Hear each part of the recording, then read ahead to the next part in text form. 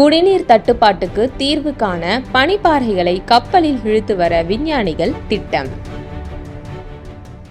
உலகளவில் நன்னீர் தட்டுப்பாடு நாளுக்கு நாள் பூதாகரமாக உருவெடுத்து வருகிறது.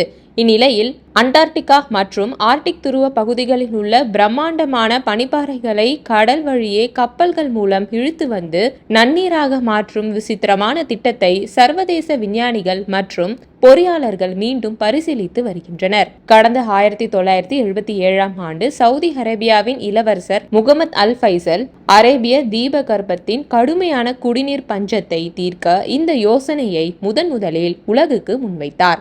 இந்த திட்டத்தின் சாத்தியக்கூறை நிரூபிப்பதற்காக அலஸ்கா பகுதியில் இருந்த சுமார் 1.5 டன் எடையுள்ள மிகப்பெரிய பனிப்பாறை ஒன்றை அயோவா மாநிலத்துக்கு பிரத்யேக கப்பல் மூலம் வெற்றிகரமாக இழுத்து வந்து செயல்முறை விளக்கமும் அளித்தார்.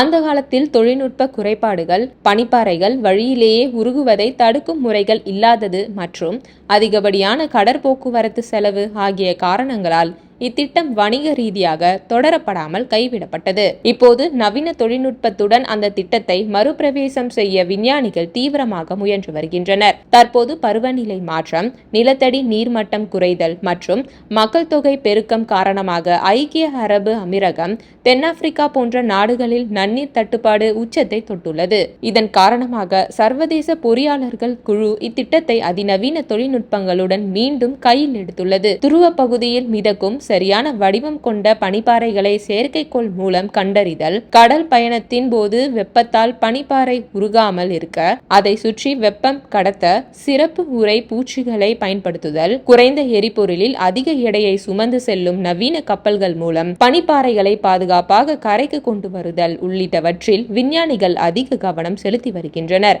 ஒரு மிகப்பெரிய பனிப்பாறையை கொண்டு வருவதன் மூலம் லட்சக்கணக்கான மக்களுக்கு பல மாதங்களுக்கு தேவையான தூய்மையான குடிநீரை வழங்க முடியும் என ஆய்வாளர்கள் தெரிவிக்கின்றனர். சுற்றுச்சூழலுக்கு பெரிய பாதிப்புகள் இன்றி இத்திட்டத்தை செயல்படுத்துவதற்கான இறுதி சாத்திய கூறுகள் குறித்து தீவிர ஆய்வுகள் தற்போது நடைபெற்று வருகின்றன.